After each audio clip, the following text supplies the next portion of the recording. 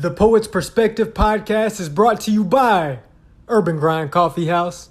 What better way than to start your day by grabbing life by the beans? Coffee beans, that is. Visit urbangrindatlanta.com to get coffee delivered right to your doorstep. And be sure to use the discount code POETRY to save 15% on your next pound of coffee. And if you'd like to be a part of the culture and represent the eclectic vibe and positive energy that Urban Grind has to offer, you can choose from our selection of brand new Urban Grind apparel. And if you're in the Atlanta area, make sure you visit Urban Grind for their selection of specialty coffees, sandwiches, and pastries while you get your studying done, working on that $1 million idea, or just meeting up with friends. Urban Grind Coffee House. Keep grinding. Yo, What up, King? what up, homie? How you feeling? Man, I'm feeling good, man. I'm feeling good. How about you, bro? I'm chilling, bro. Like I said, I just got the news. I took a nap, right? I woke up and I read the news that they opening the bars back up, and I'm hyped. Wow. I'm hyped. So, so how's it been up there? Have y'all pretty much been locked down throughout 2021 as well? So what happened was, I live in Hawaii. Okay. So what happened was, they closed down the bars this time last year, and then they opened them back up in August for like a month, and then they closed it again.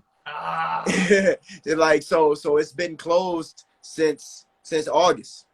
Okay. And like they've been having like restaurants and shit, you can go to that and open till 10 or whatever, but like now they just said like they can open up all the bars open till midnight.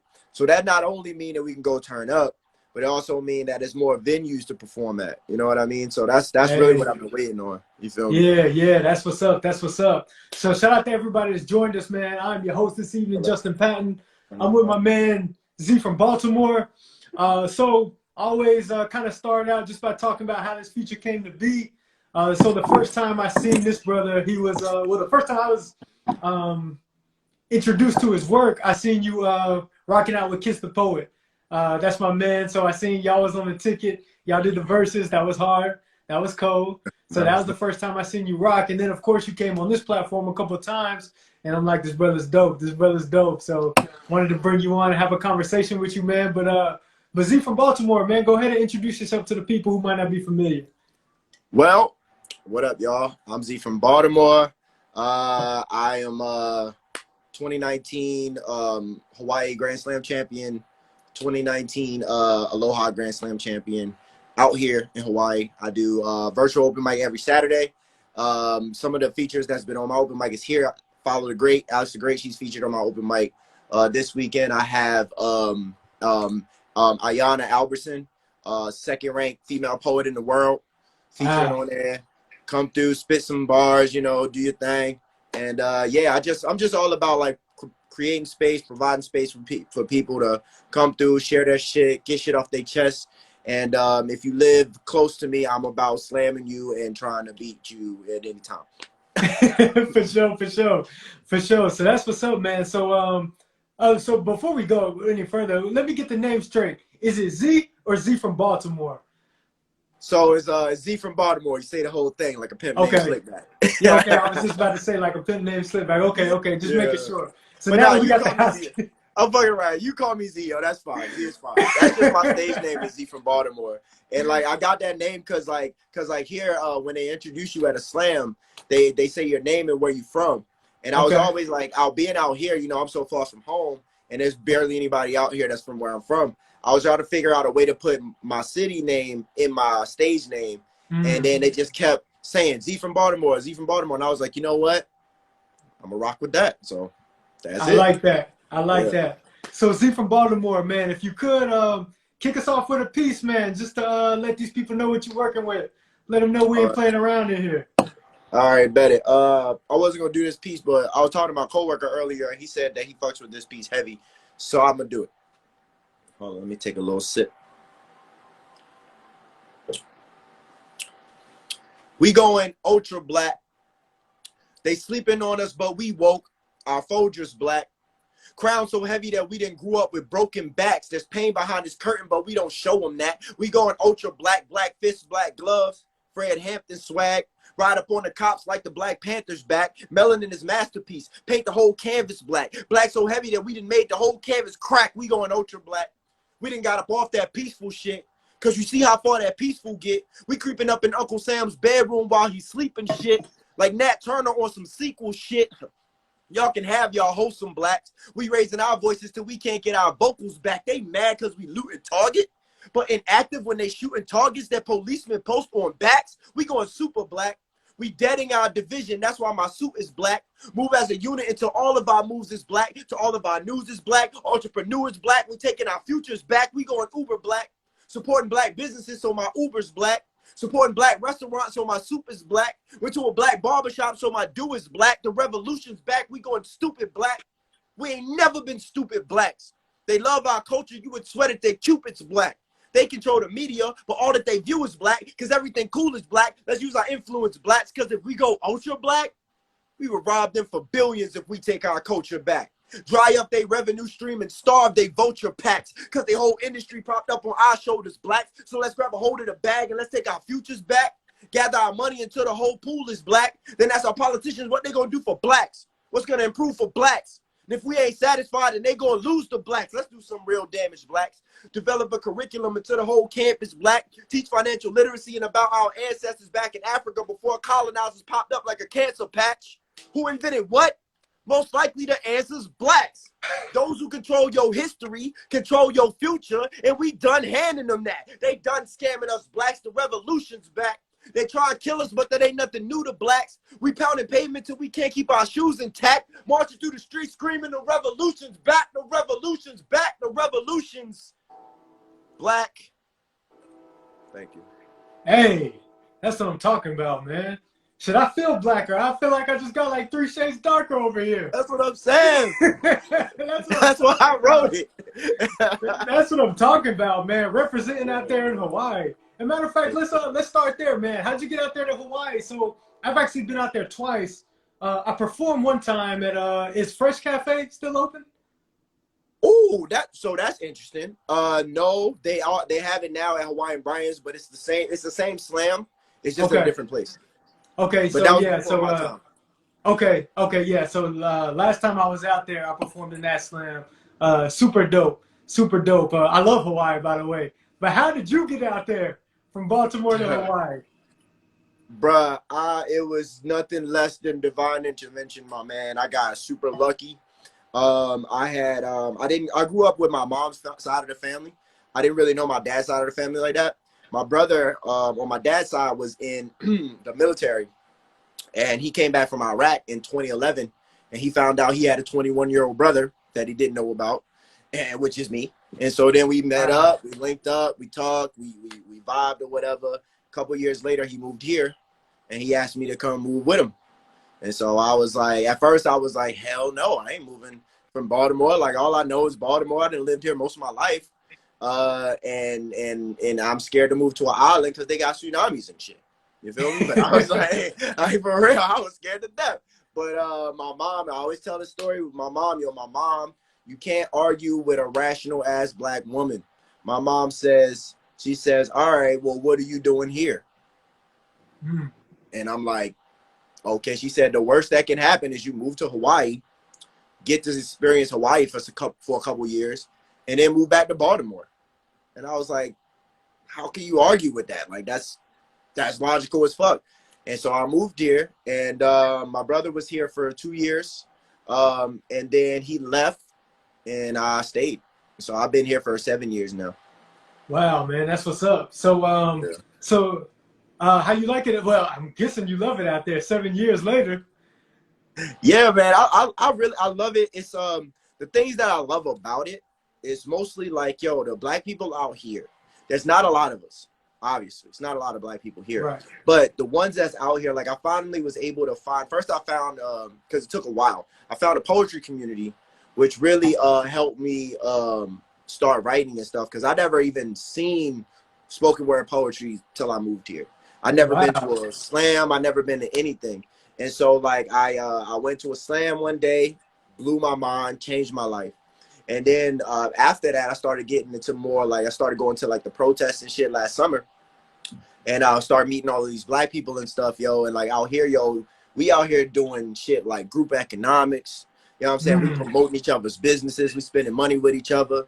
You know what I'm saying? We out here. We ain't got no dramas, no beefing, no crime between black people. None of that stuff, yo. Like we out here being like I always say, yo, we being free blacks out here. Yo, you feel me? Like free blacks out here. Are you on the Are you on the Big Island? Nah, I'm on Oahu. Okay. Yeah. Yeah, man. So I remember when I was out there, which it was like 2017, I believe, last time I was out there, and I remember feeling like they appreciated black. Like that was the first time in my life I felt like I was embraced because of my skin color. Yep. You know what I'm saying? Yep. So it was a different feeling, man. But that's interesting that you were introduced to the spoken word community before coming out there, because there's some heavy hitters in Baltimore. And I know, right? It's a pretty big community. It's a huge community in Baltimore. Bro, that's great. So the thing is, too, I'm from Baltimore County, right? All of them, like Chakra and Mecca and Lady Breon and Kenneth, they all live in Baltimore City. And so I was like rapping and stuff, like every nigga in Baltimore rapper, you feel me? Like I'm pretty sure it's the same in Atlanta, you know, every nigga rapper. Oh yeah. So that's what, you know, so that's how I was just rapping and shit. And but I never would do anything outside of my neighborhood. Like I didn't go anywhere, but like I'll just work and then go home. Or if we went somewhere in town, like to the city, we just go to the bar, we go to a party or something like that, and then back out to the county. So like I was making art, but not in a meaningful way. And so it was crazy that when I came out here and got into doing poetry, my homie, she was like, have you ever heard of, first she, obviously she put me on with Rudy Francisco because I ain't never heard nobody's before. And so I listened to him, I was like, yo, this dude is dope. She was like, have you ever heard of Black Chakra? And I was like, nah. Yo, I listened to Black Chakra, bro. And I was like, who is this man? How did I miss out on all of this poetry happening 30 minutes down the street? And I had to come to fucking Hawaii to see it for the first time. It's crazy, bro. But the good thing is that 2 years ago, around this time, 2 years ago, I went back to Baltimore and I hit up Chakra and I was just like, yo, I mean, I'm from Baltimore, you know, I'm coming back to visit, yo, where the show's at. And surprisingly, he hit me back and he invited me to like 3 shows. And I went and he was hosting one. And one of the funniest things was I found out that Black Chakra is like 5'6". He's hella short. And I don't know why in my mind he was like 6'4". Exactly, bro. Like, yo, on YouTube, yo, Black Chakra looked like a big guy, yo. Or yo, he is like 5'6", bro, which was crazy. I mean, no disrespect. But then, yeah, man. So I was like, I went out there and I met him. I met like Nate Variety. I met Keish the Lioness. I met all of those people and then just all of this shit. I wanted to move back after came back here. I was like, yo, I need to move back to Baltimore. You feel me? Because like it's going down out there, you know. But lately I found that I need to be here because, you know, like those shows that you came to when you was out here, ain't nothing happening like that no more. You know, so the only person that's putting on poetry shows is me and Temple, and that was it. So like, I feel like I need to be here now. You feel me? But yeah, Baltimore poets, yo, shout out to them, man. They fucking amazing, bro. Amazing. So just to clear, yeah, I feel like everybody got bars. It's kind of like Philly. You can run into an average person on the street, they got some bars for you. Yeah. But so when you were in Baltimore, was poetry on your mind at all?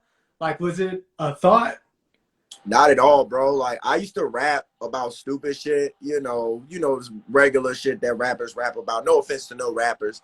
It's just like the place I am in my life now, I'm so far removed from what I used to rap about. And now I look back at it and I'm just like, nah, I was rapping about random crap. But so I never even saw spoken word poetry as a thing. I never been to an event or nothing. So like it wasn't even a thought in my mind at all. Wow. So so when you first went to a show out there, what was some of the first thoughts running through your mind? Was after that, was it like, okay, this is what I got to do? Or was it like an overtime kind of thing? Nah, bro, it was immediate. Like I went to so the first one was the slam. Like you said, you went to the Fresh Cafe Slam, right? That's the Hawaii Slam. And that was the one I went to. It was just at a different place. And so I went there and I'm just thinking like, what is this? Like, yo, these people are out here, they're being hella vulnerable. They're hella talented. The woman who won, she just gave me goosebumps every time she got on stage. Wow. And I'm like, and then it's a competition. So like I'm mad competitive. And like it was in like, you know, like after high school, if you don't go to college to play sports, it's really not that much to be competitive in anymore. Yeah. And so like I Unless you're didn't trying to have be like anything. employee of the month or something. You feel me? Yeah. And I was on that type shit too, you know, because I'm just competitive, you know, like I was trying to get Right. promoted and shit, and like playing my homies in Madden and shit. Like that's all I did to be competitive.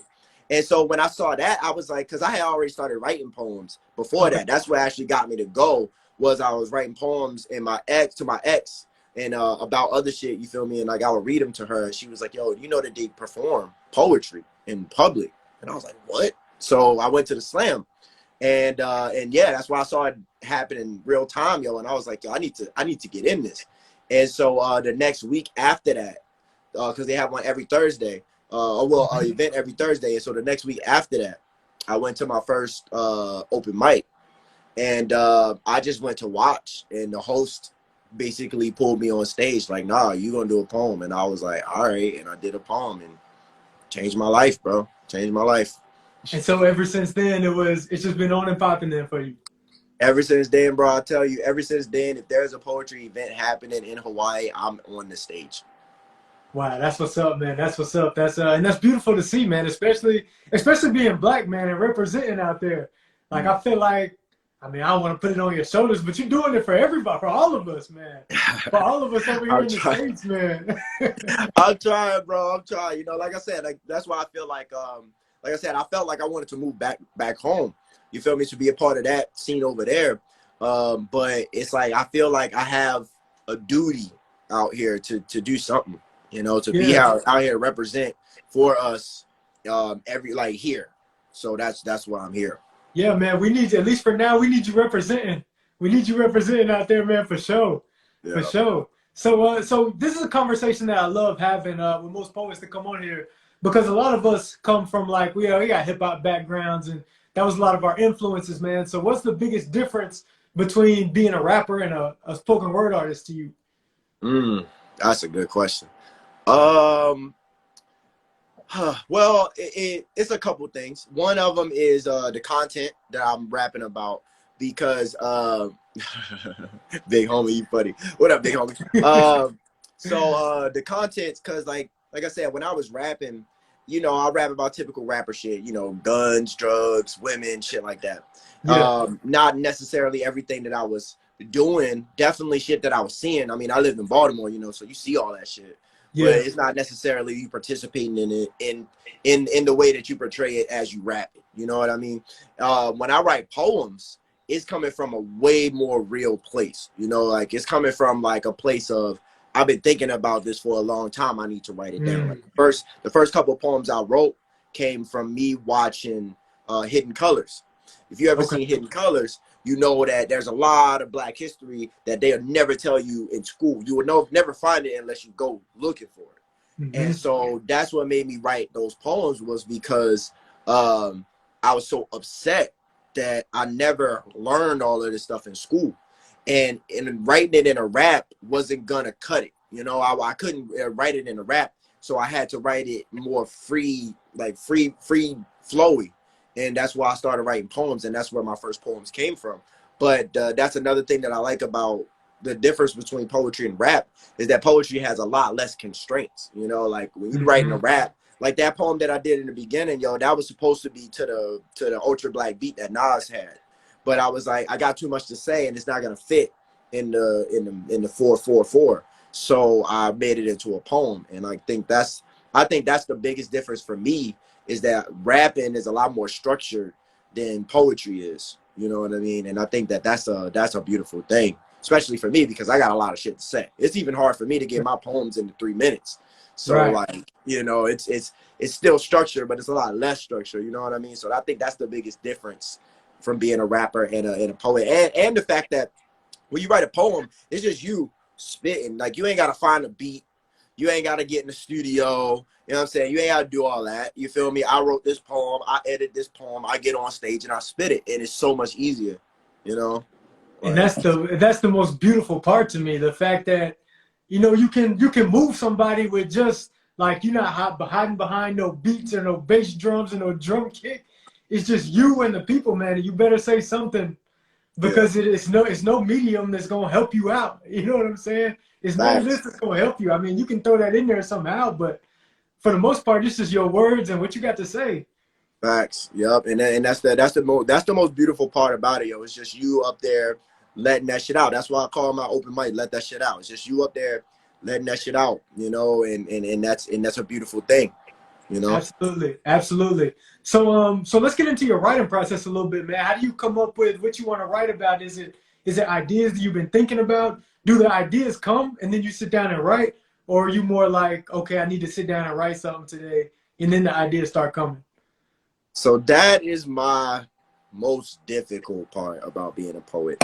I saw a meme and it was saying something about like you being a artist and you feel like you being so tied to your work that you feel like when you can't come up with anything, it's like it hurts you on a personal level. You know, you feel like you're failing yourself.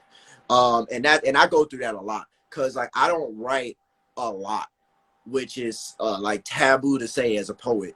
But it's true, you know, like I don't write every day. What happens with me is that a lot of my poems come from experiences. So like a lot of my poems are like stories, and it's just something happened to me, and then I need to go write this down, and then the poem just starts coming. Some of it is just thoughts about stuff that people are talking about, stuff that I be thinking about. I'll write down like a little note about it. And then one day I'll be thinking and thinking and thinking. And then, you know, the poem just starts coming out and I got to write it down. You know, like I got a line in one of my poems. It says, we don't write these poems.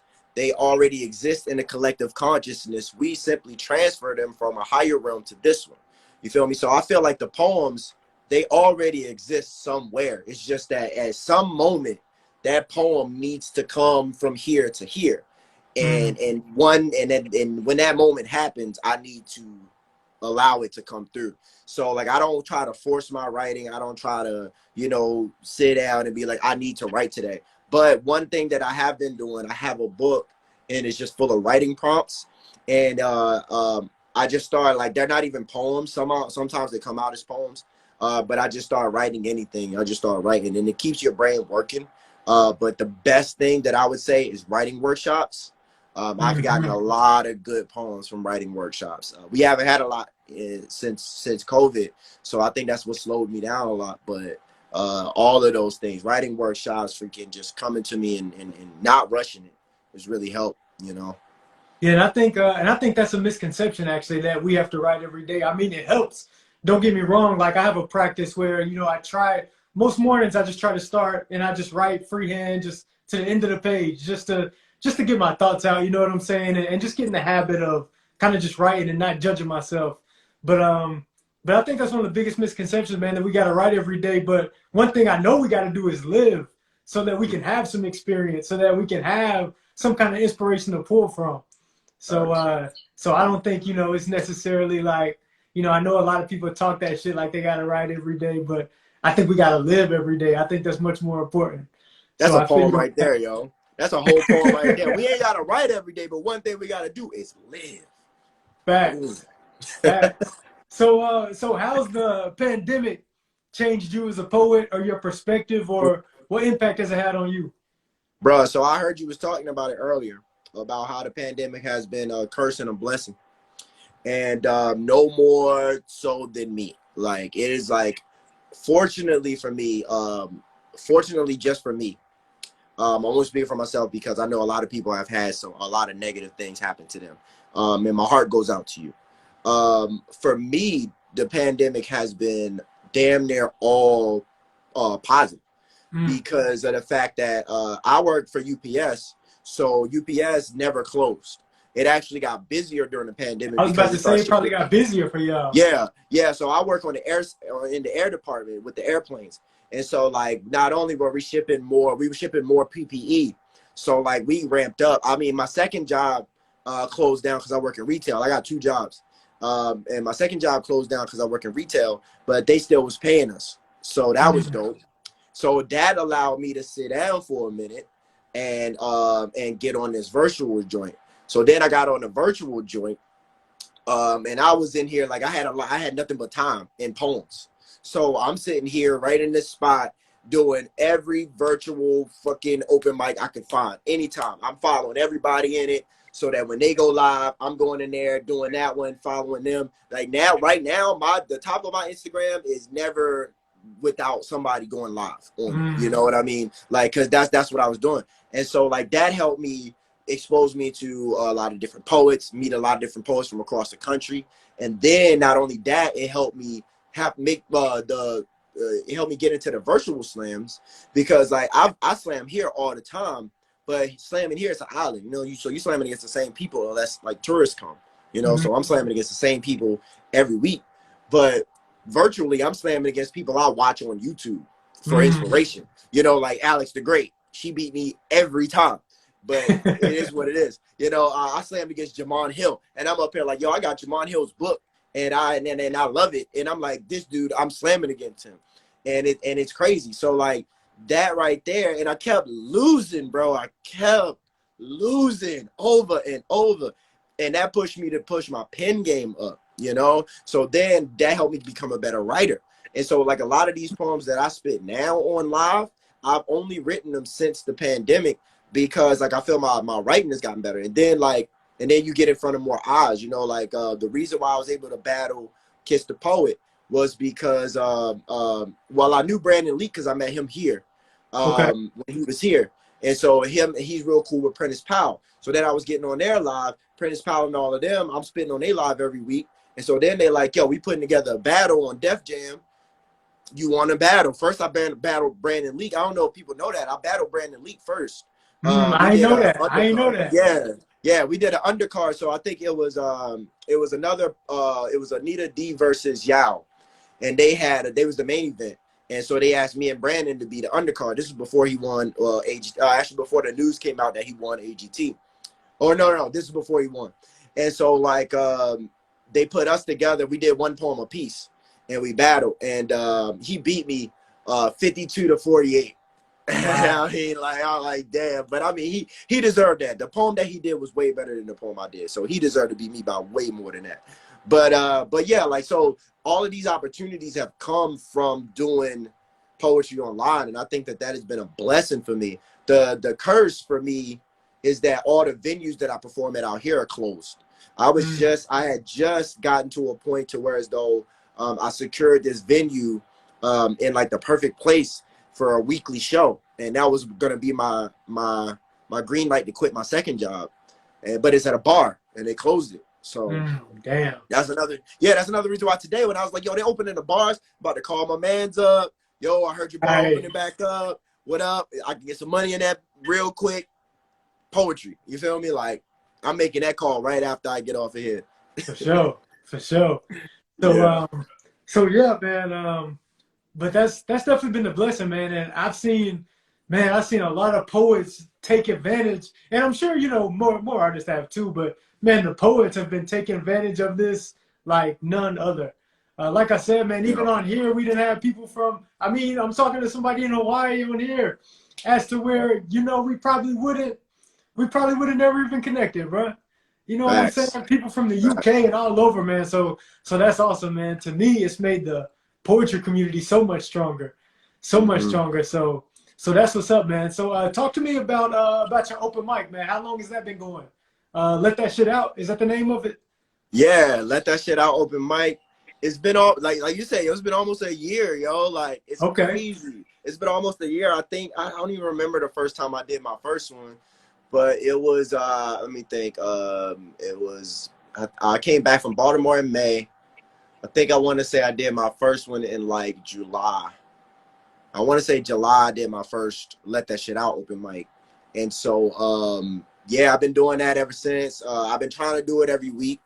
Sometimes like I have to cancel it because of like a slam going on the same day, and I want to slam because we can't slam in person. So I want to slam. And what up, Jay Wick? So I've been doing that, but it's been really good because like another way, like I've been able to connect, like you said, like I've been able to connect with these inspirational people that I never would have met no other way, you know. So Right. like that has helped me like slide into some people's DMs, like I said, that I watch on YouTube every day for inspiration. But now that I like my platform has grown, I feel like, all right, well, they come into my, like, yo, some people have came into my live, bro, that have just floored me. And then I'll be like, well, yo, you know, you want a feature, you know, come through. And they be like, yo, I love the feature. And I'll be like, oh shit, they coming through featuring with me? What? Bro, one day I was doing a live, yo, fucking Black Chakra came in there, Prentice Powell came in there, Sean William came in there. It was somebody else. It was somebody else that was like, I was like floored. One time, or they all spit. One time, yo, 2 times now, Portia O has been in my live 2 times, bro. She was there to watch. She didn't spit, but she slid through, bro. And I'm just like, bro, I have her book right over here behind me, you know. And I'm like, it's been amazing, you know. So my open mic, and it's just been a healing space. Like I never go out of my open mic worse than I started. You know what I mean? I always come out better to hear people, to interact with people, to you know, talk to people all around the world. You know, and then to meet these dope poets, you know, and like, who knows, like, once everything open back up, those opportunities might come back to me in a way of come out here and perform, you know what I mean? So like, it's just been real dope. But I have it every Saturday. Daylight savings time makes it weird because of the fact that we don't have daylight savings time in Hawaii. So y'all time changes, but ours don't. So like I'm doing it 8 o'clock Eastern time now, but when daylight savings time changes, it's gonna be 9 o'clock Eastern time. Okay. So that's the only difference. But yeah, like it just come through. Definitely. That's what's up, man. I'm glad. It's just awesome to see, man, these platforms continue to grow and people doing their open mics, man. That's a beautiful thing. And I know what you're saying as far as like you never go in the same as when it's over. Because I know it's been plenty Thursdays on here. I'll be like, damn, man, I don't feel like, I really don't feel like doing this today. And then you get on there and people come through and you start having conversations about the end of it. I'm energized. I'm amped. Like, let me go right. Let me do something. You know exactly, bro. And for mine, yo, and I always say this too, yo, especially after I done partied on Friday night. I'm like, yo, bro, why the hell did I pick Saturday at 3 in the afternoon to do this open mic, bro? Like, I'm probably still hungover or some shit, yo. Like, I gotta stop in the middle of my day to do this open mic. But like I said, I come down, I sit down here, and I open up this phone to the world, and I never regret it. I never ever regret it, yo. I done sat here for 4 hours straight, yo, doing this open mic.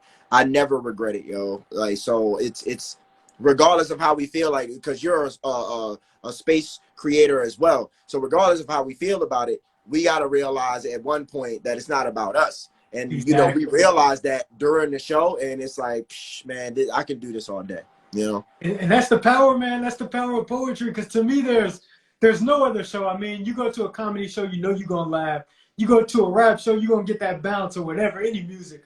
But poetry, to me, is the only place you're going to get, man, you're going to feel every emotion. You're going to feel happy. You're going to feel sad. You're going to hear people talk about depression. You're going to hear people talk about their triumphs, everything. So that's just the power of it, man. And it's really a beautiful thing. So I'm happy that you're doing your thing, especially in a space that's not typical poetry. You know what I'm saying? Yeah. Facts. I love that. I love it, yo. Like I said, when I went to my first poetry slam, bro, it was an emotional roller coaster. And then I got into watching people on YouTube. And like at first, yo, I couldn't take it for so long. Like I couldn't sit here and watch poetry for 3 hours straight, yo, because like it was too much, yo. It was too much emotion. It was too much, bro. There's poems right now, yo, that I can't watch without getting emotional, even though I've seen them 50 times, bro. But I tell you, Ebony Stewart, have you ever seen Ebony Stewart's poem Compassion Fatigue? I'm not sure. I know I've seen a couple of her pieces though. Bro, if you watch Compassion Fatigue, if anybody's in this room, let me know if you've seen Ebony Stewart's Compassion Fatigue. Down. And if you have not, if you are a poet, especially a black poet, especially a black female poet, you need to watch that poem. because that evokes emotion from me every single time I watch it, regardless of how many times I've seen it. And that's the beauty of what we do. You know, we invoke all of these emotions. You know what I mean? And like, sorry, my mom is calling me. She stays calling me. It's all good. We Hawaii. It's rainy season right now, so like a lot of the places on the north side of the island are flooding, and so my mom is kind of like worried about me. So you know, I'll call her back though. Sorry. All right, it's all good. But yo, man, so what is it for you, man? Is it the performing? Is it the writing? Is it the hosting, creating spaces? What is it for you, man, that really gets you going and continues coming back to this poetry thing? I think it's a combination of all those things, man. The writing is therapy, you know, to get that shit out. Like the hosting is to be able to provide space, because like so many people just have that fear of public speaking, that fear of, you know, I don't wanna make waves, you know what I mean? And like I have been that type of person in certain situations, but when it comes to poetry, I've never been that type of person to be like, nah, I don't wanna make waves or something. I'm like, man, you know, I've always been a type of person where it's like, if nobody's gonna do it, then I'll do it, you know? So like being able to create space is definitely fulfilling for me, because then you get people to come out and let that shit out, you know, like that is fulfilling in itself. But my favorite part is performing. Like, I feel more comfortable on that stage, yo, than I feel in most places, yo. Like I did a show last week on the west side of the island. I usually do them on the east side. Mm-hmm. And in front of people I've never seen before. It was at a church. Wow. Which was weird, because I haven't been to church in years. It wasn't a church service, but it was at a church. Yeah. And in front of I was one of two black people there, of course. But when I got on stage, and like before I get up there, it's mad quiet. I'm like, I don't know what I'm gonna do. But it's like when you get on that stage, it all just clicks. You know, like I get on that stage and I'm not nervous. I'm not worried. I'm just so comfortable, yo. And I realize like this is where I feel most comfortable than anywhere else. You know what I mean? So I think the performance for me is it. That's the ticket. You know? Yeah, that's home. That's home. Yeah. Except when I'm slamming. I be nervous as fuck when I'm slamming. That's different. That's different, you know, because like slamming is a whole different ball game. You don't know, like you gotta pick your poem, you gotta deliver, you gotta do all these things. So like, but when you host in a space or just performing in a space, like I'm mad comfortable, yo. But slamming, I be nervous. So out of those two, what do you enjoy better, slamming or just having a set and just doing your thing? Oh, definitely slamming, bro. Like, okay. I love slamming, bro. Like, yeah, that's what's killing me now, yo. Because like I'm the me and Temple. Shout out to my sis Temple Divine. Y'all go follow her. She has an open mic every Tuesday on her live. Her IG is Temple Divine 1. Okay. But me and her are the only two people really hosting poetry shows here, other than the one I just went to last week. That was their first show, and so like that hosting is definitely fun, but I can't host a slam and participate. So like, and I feel bad like if me and Temple, because they know me and her are like the same. So if we go up here, if Temple like, oh yeah, I'm gonna host a slam, and Z gonna be in the slam, it just don't look right. You know, it don't feel right. You know, especially because I'm the Grand Slam champ. People gonna be like, it's a setup. You know, so I can't host my own slam here, so I haven't been able to slam in person. So like I miss that shit so much, yo. Like that's why I be doing these virtual slams. I miss slamming in person so much. Doing shows, hosting shows is fun. I love it, but slamming is my heart. That's my heart. Okay, you know? so you like that arena. You like that hand-to-hand combat. Yeah, I like that competition, bro. Yeah, man, I love that competition, bro. And I mean, I'm not a sore loser, but I don't like to lose. You know what I mean? Like, if I lose, it's cool. I'm gonna feel some type of way by myself, but you know, I'm very competitive. Yeah. Man, so I just learned that. Man, I'm a sore loser, bro. I was in a slam last week that I feel like maybe I didn't have to win, but I feel like somebody else should have won. Man, as soon as they were, as a matter of fact, they had a tiebreaker for the winner. I couldn't even stay for it. I'm like, man, I'm out. I didn't even say bye to nobody. I dipped out. I'm a super loser. It's ridiculous, but I'm working on it. So. Yeah, But, I think I know what slam you're talking about, but we'll talk about that out of okay, here. okay. Yeah, so I wanted to ask you, man, because I was on your Instagram. You know, we try to do our homework before these type of things.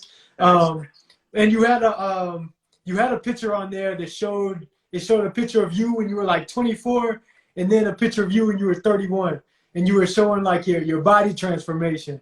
Mm-hmm. So, and you know, like I'm pretty big on the health thing. You know, I try to make sure I run and try to do the right things as far as taking care of my body. So I'm pretty big on that. So I wanted to ask you, man, what inspired that change? Oh, that's another good question. You good at this, bro. You be on your shit with your interview. Shout out to the host. Shoot. What it was so when I moved here, for the first 2 months I was here, I didn't have a job. I didn't do anything but sit at home and play video games and eat junk food. Like that's all I did. And I gained like 20 pounds in like 2 months. Yeah, it was bad. My face was breaking out. Like I was just like tired all the time. Like I was in the worst shape of my life. And so what did it for me was I saw that picture. It was that picture that I posted. I looked at that picture and I was like, is that me? Because that was like, it wasn't a cell phone picture. It was a digital camera picture. Okay. So I could really see like what I look like. And I was like, bro, nah, like I ain't never been like this, yo. And it kind of fucked me up in the head, yo. So like I started like working out. I started doing this T25. It's like a at-home workout joint. And so like I started doing that every day. I started eating better, going hiking and stuff like that. And it just like within 3 months I had lost all of that weight. And like now what I try to do to keep it off, like I'm vegetarian now. So like I don't eat meat no more. I do yoga. Yoga is the bomb. Like, oh yeah. Yo, they say that black men don't do yoga. Shit. Hey man, I be doing that shit. Yeah, I be doing that shit. That's what I'm saying, bro. Yo, because like I like doing yoga because of the fact that it's low impact. First off, it's still strength training, and like it's really good for long term. You know what I mean? Like because gravity, it just compresses our body over time. You know what I mean? With yoga, you just stretching it back out and like stretching it back. Even if it's once a week, I do it once a week. I try to do it twice a week, but even if it's twice a week, just stretching your body back out, breathing. It's meditative as fuck. You know, you get your mind right while you exercising, and it tones you up, and afterwards you just feel so chill. Like I do yoga Saturday mornings before my open mic. You know, and that's why I be, you know, people be like, how the hell can you be so upbeat for 3 hours straight? I'll be like, bro, I get my mind right, get my body right, and then I come to y'all. You know what I mean? So like, yeah, yo, vegetarian yoga, doing. That's what's up, man. That's what's up. And as far as that goes, man, I be feeling like that's how, like, if my muscles feel restricted, then I feel restricted in my mind. But if I'm doing yoga at least like once a week or a couple times every 2 weeks, then I feel flexible in life. Like I can be like water, whatever that Bruce Lee quote is. But so yeah, man, I feel you, man. But yo, man, I'm sorry, yo, Jay Wade say I just use crack. Oh my God. Or use drugs. Yo, use drugs. Different strokes for different folks. It'll get that weight off. Right. But yo, man, if there's one message that you want to convey in all of your poetry, what would that one message be? Be proud to be who you are. A lot of us, like I said, when I was rapping, hiding behind this facade. When I started me starting to write poetry was me really starting to be proud to be black. Because like you know how it is where we grow up, it's us against us. You know, it's them against us and it's us against us. You know what I mean? So it's like that black shit goes out the window because the person that's most likely to shoot me in the face is this dude that I went to school with, and he don't like me. You know what I mean? So it's like that type of shit kind of disconnects you from your pride of who you are. Coming here where there's not a lot of black people, and we got to find each other, and we got to cherish each other. That really helped bring that out of me. And so like that, and then when you start writing, you start diving into other aspects of who you are. I'm awkward as fuck around women.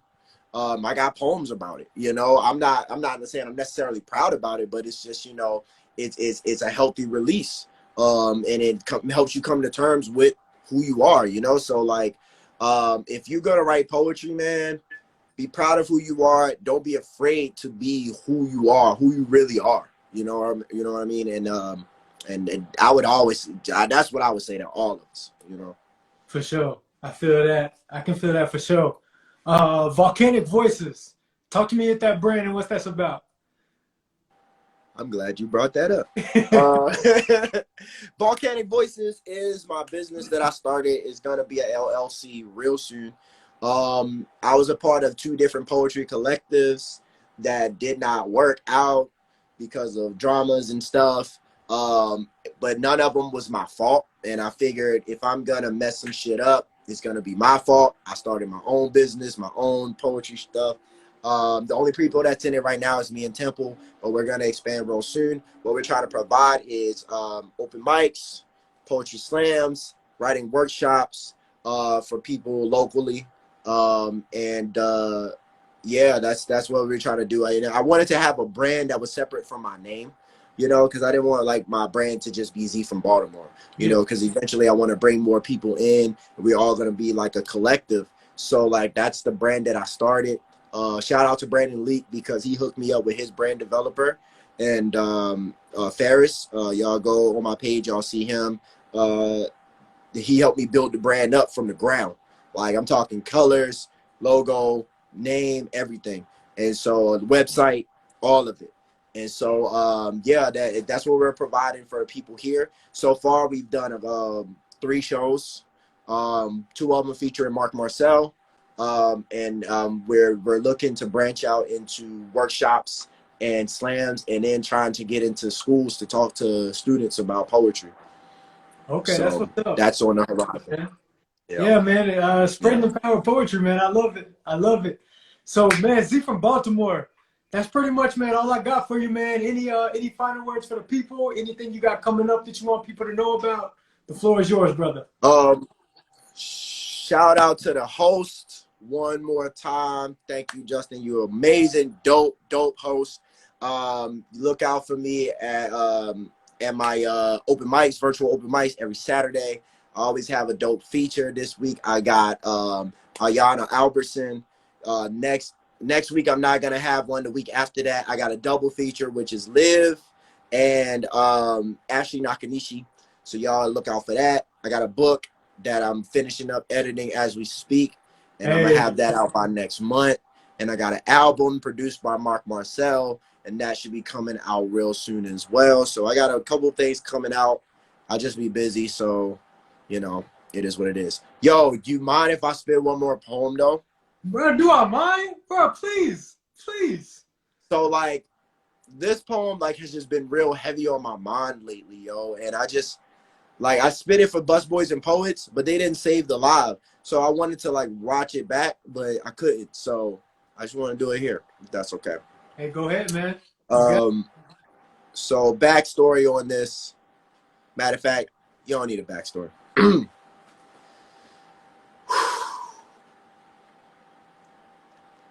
This poem is a work in progress, helping me work through this breakup process, but it only progresses on my bad days. See, depression has been knocking on my door lately. Now, who am I kidding? It's been all up in my crib, feet on the couch, hogging the remote, forcing me to rewatch all the shitty choices I've made. I've explained that there's no more room left for it. This old house I call a heart is dilapidated beyond replacement. My chest cavity blatantly says no vacancy, but somehow it's still painstakingly empty. Ain't it crazy how emptiness can equate to the weight of a freight train? Ain't it crazy how it can take the shape of anything it fills? It's baffling how quickly it managed to fit its way into every crack and crevice of my heart, so much that it's leaked into my mind, leaving no room for coping mechanisms or rational thought. Suicide knocked on my door once. I peeped out the peephole for a good hour, staring into the eyes of self-loathing. I reached for the knob, convinced that this pain would never leave this body, so I should just shed the whole damn thing and move on. Sometimes I feel like these words are the only thing keeping me alive. Not in the sense that they will live on after I'm gone, but that these thoughts push against the walls of my brain so hard that if I don't let them out through ink on a page, they will come out of the side of my head, covered in blood, staining this very stage that I stand on. I'm sorry. That's too graphic. I'm sorry. I apologize for my feelings a lot these days, but believe me, I don't deserve your sympathy. Because if every line I crossed was a string and every lie I told was a bow, I could play a symphony. I'm finding it harder to heal when the wounds are self-inflicted. You see, this is what happens when you cheat and play games and the only one that loses is you. This is what happens when bullets boomerang, shot straight from semi-automatic selfishness, pierced through a tattered heart that you were trusted to heal, only to ricochet, return, and repeat back through the same heart, gaining the pain remaining from the exit wounds just to rupture through my chest with enough velocity to vaporize a velociraptor. I'm sorry. I'm sorry. I apologize a lot these days, but they understandably fall on deaf ears. Because who deserves an audience when you are the author of the book of betrayal?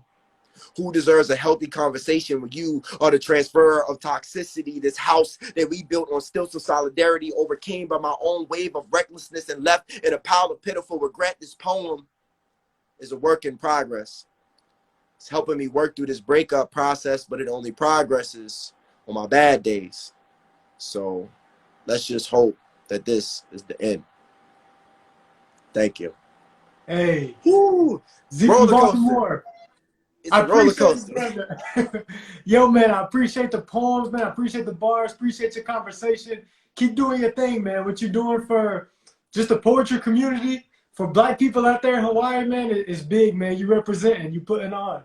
Thanks, bro. I appreciate you, man. You keep doing your thing out in Atlanta. Keep hosting this open mic, yo. I'm coming back every time now, and I love the platform, bro. Keep doing your thing, bro. Hey, appreciate it. You appreciate it, man. And I'm gonna make it out to Hawaii. Like I said, I was out there in 2015 and 2017. My wife want to go back. She like, you've been out there without me, so I know I got to come back anyway. So Yeah, man. I'm gonna come out there, bro. And we gonna connect, bro, for sure. Bro, come through. I got a stage for you, yo. Come through. Just let me know. And that goes to anybody that want to come to Hawaii. You come through. Let me know. I got a stage for you. For sure. For sure. Z from Baltimore. Appreciate you, brother. Peace out, bro. Peace.